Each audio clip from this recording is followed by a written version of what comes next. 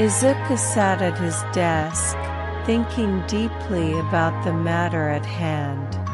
The foot had come back with a bang, and even with his army, they made it very clear they were still a threat.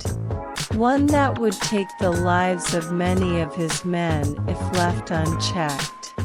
If only I had some way to lure them out, Izuku lamented. If he could just deal with them all in one fell swoop, that would make things so much easier. But doing so was easier said than done. It was obvious they wanted him dead. But they knew what resources he had available to him. They wouldn't pull an all-out attack unless they were sure they had a good shot at him. Ding! Suddenly Izuku got a text. Checking it out, Izuku found it was from Shina. Hey Mr. Midoriya, could we go to a concert that's happening soon? Izuku sighed. Unfortunately, he couldn't allow them to go. Not in light of these recent attacks. If they went to a concert now, there was little that would keep the foot from teleporting in real quick and killing them. And that's when Izuku suddenly got an idea. A concert. Of course. If they think I'm going to a casual event like that, they'd take that as a chance to get me with my guard down. Izuku thought. But I need to not only make sure I bring enough forces with me to apprehend them, but I also need to make sure they don't suspect that it's actually a trap. But I can't just use any old band. They'd have to be able to defend themselves if worst comes to worst. Actually, now that I think about it, I do know of one. Izuku pulled up his phone and made a call. Hello? Mr. Midoriya? Mai answered. Do you need something? Yeah, Blue Blur has a band, doesn't he? Izuku asked her. Yeah. He started a band with his brother and sister. They occasionally play at certain places. Sometimes they play at concerts too, Mai said. They're pretty good actually, really underrated in my opinion. Although I may be a bit biased. I have an offer for them, Izuku said. A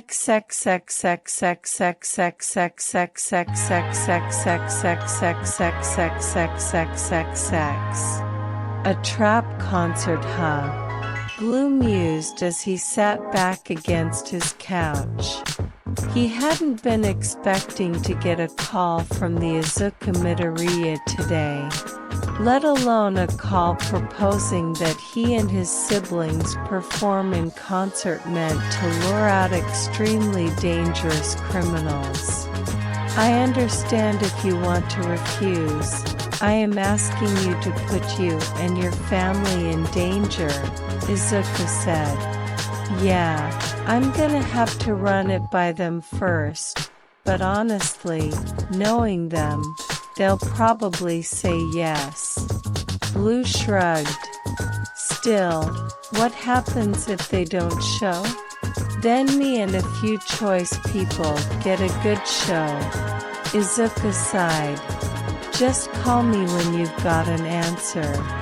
Thank you for your time.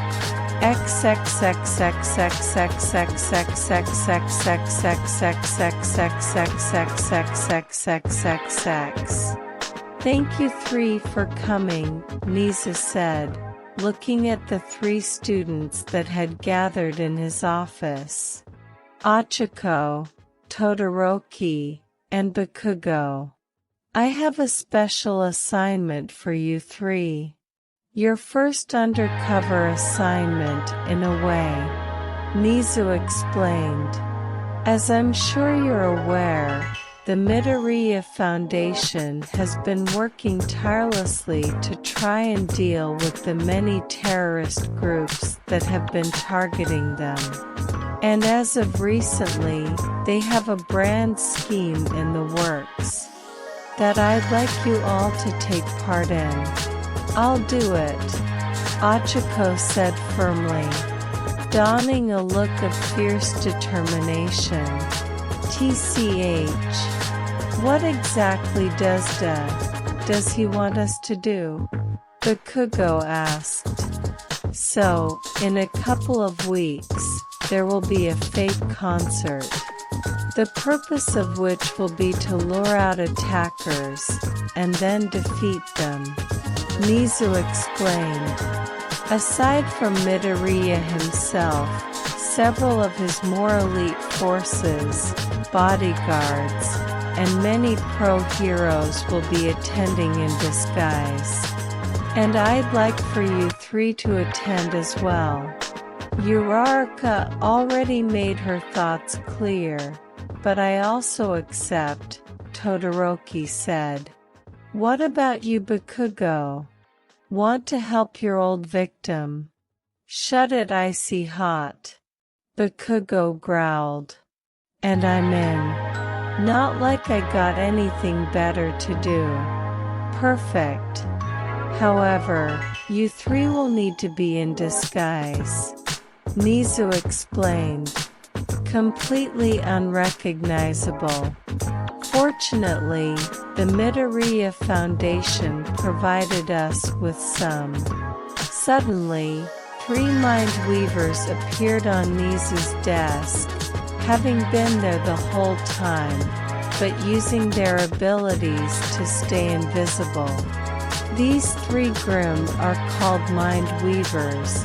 They have the ability to make illusions. Just have them on you, and you'll be able to look like whatever you want, Nizu explained. Everyone there will have them, except for Midoriya himself. He wants to be somewhat recognizable so the trap will work. Isn't he putting himself in a bit too much danger? Ochako asked. Couldn't he just let someone else do this, using these spiders? True, but then as soon as they figure out Midoriya isn't there, they're going to leave, Nizu said. Midoriya hopes his continued presence will help make sure they stick around. Yeah, that sounds like something he'd do. Bakugo and Todoroki at the same time, surprising the both of them for a second, before the two glared at each other. Regardless, Midoriya has no intention of dying, and several little surprises in the works to make sure this goes well. Nizu chuckled. I'm very excited.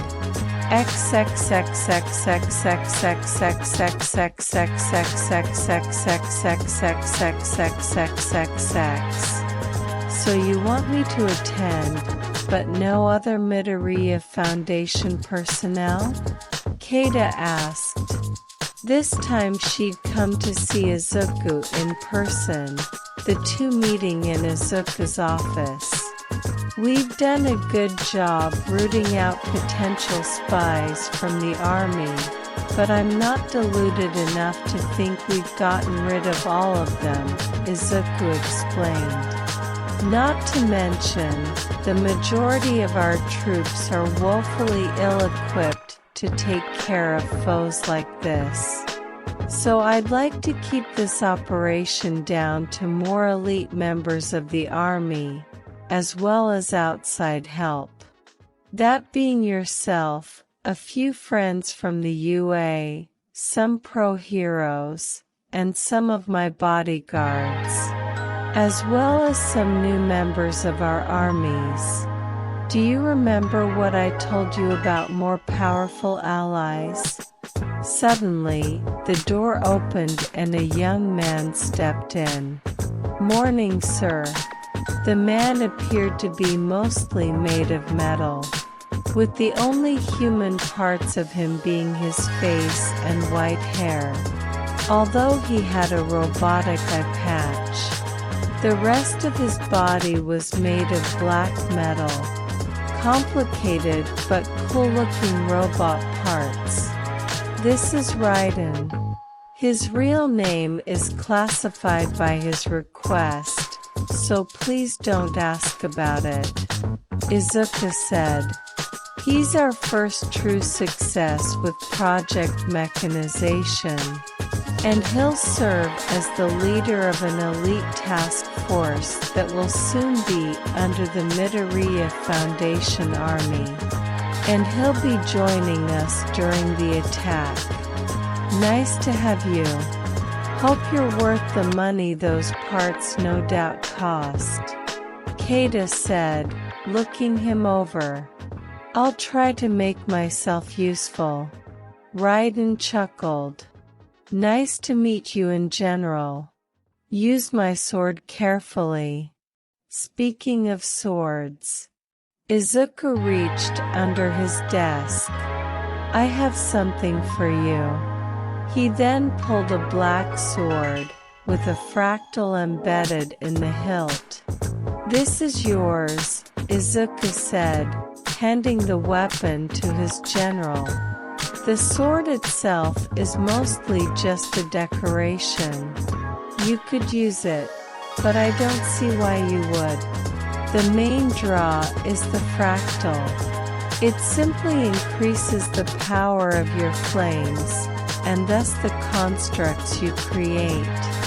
Keita smirked as she looked over the weapon. And it's in my color. Boss, you spoil me.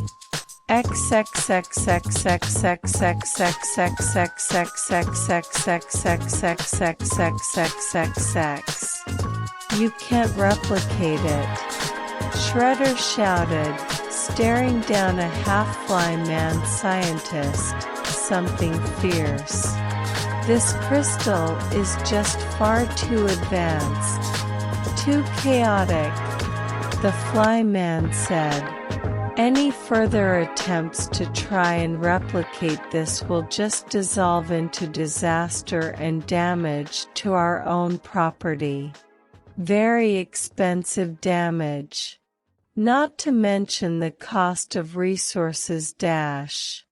What you're telling me is that I stole this from the Midoriya Foundation, for nothing. Shredder shouted, his claws popping out, causing everyone to recoil in fear. Not nothing, sir. The fly man stuttered. While recreating it is off of the table for now, we can use it to create something worthwhile. Why, you see, I've been analyzing the Midoriya Foundation's androids, and using these, I might be able to make something comparable to them. Comparable to those androids. How soon can you make it? And how many? Shredder asked. I've already been making some mock designs in my spare time. I just needed the final piece. It should take me a week, the man said. As for the amount, currently only one can be made. TCH, make it. Shredder ordered. And I want your most powerful machines, ready and able to strike at my command. Are you preparing another raid, sir? The scientist asked. Perhaps, Shredder said, before turning away and walking out of the lab, or perhaps something greater.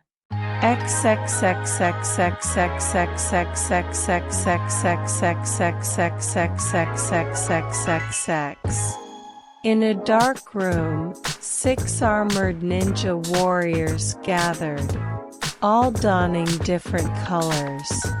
The yellow ninja, Scorpion, the purple ninja, Rain, the blue ninja, Sub-Zero, the green ninja, reptile, the only one of them who clearly had a mutant quirk, looking like a giant humanoid lizard with a razor-sharp maw, the black ninja, Saibot, and the gray ninja, leader of the Foot, the Shredder. What exactly has caused you to call us all back from our missions, Shredder? Rain asked, sounding very annoyed. It is not often that all 6 great heads of the Foot meet in one place. Reptile said, I assume this must have to do with the actions of your foolish, and now very dead, daughter, Saibot said. Hold your tongue, Saibot. Shredder hissed. If you're referring to my daughter entering us into a war with the Midoriya Foundation, do not blame her for that. Blame that accursed rat.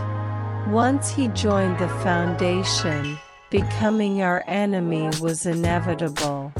And yet, despite that, you left the task of dealing with them to your daughter. Rain scoffed. When clearly she couldn't even handle the rat by himself. There is no point in complaining about events that cannot be changed, Scorpion spoke up. Shredder, what is your plan? I want all of our assets close to hand. To be ready to attack Midoriya as soon as an opportunity presents itself. Overeagerness is what led your daughter to an early grave, Sub-Zero pointed out.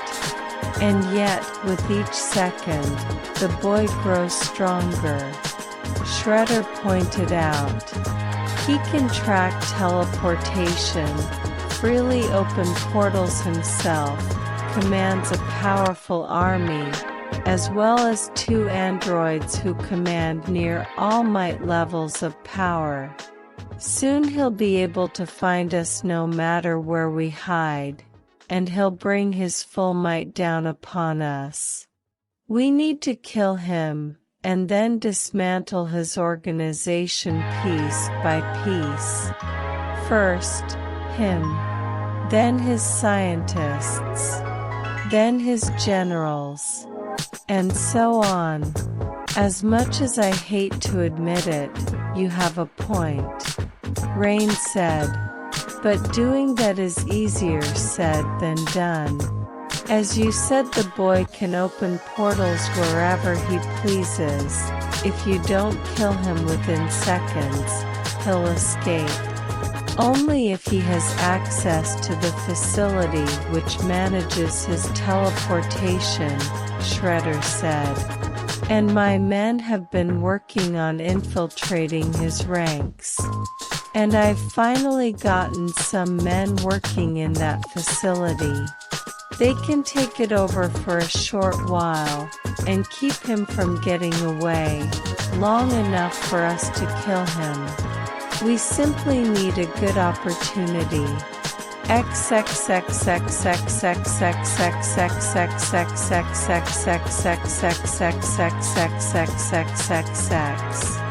Did you make sure to insert those spies into the warp facility? Izuku asked, looking up at Giza. Yes. The Foot spies have been promoted, and are ready to attempt sabotage. Giza said. Good. That should make the Foot feel more comfortable to attack. Izuku said. The fact that Izuku could open portals when and wherever he wanted was always going to make his opponents more hesitant to commit to attacks. And even more hesitant to stick around when they do attack. So the solution to this was to make his enemies believe that he couldn't do that. While Izuku had gotten rid of most of the spies they'd been able to identify, he made certain not to get rid of all of them, as sometimes having enemy spies in your midst could be useful, if you can use them to feed the enemy bad information.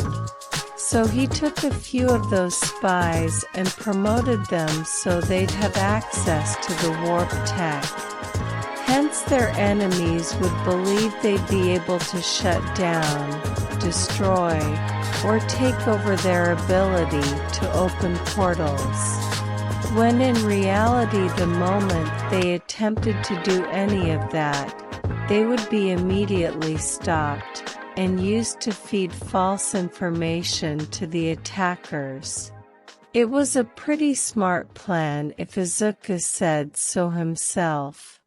Although there was of course one pretty big disadvantage. Namely, putting himself directly in harm's way. Of course, pretty much everyone tried to talk him out of showing up on the battlefield directly, and even worse, staying on the battlefield. But there was an issue with that. Should the foot have someone with a quirk that could identify that Izuku wasn't there, they would just leave. Therefore, defeating the whole purpose of this operation. But Izuku was confident in his planning. He wasn't just gambling his life away. Alright, the only thing left to do is wait, Izuku said.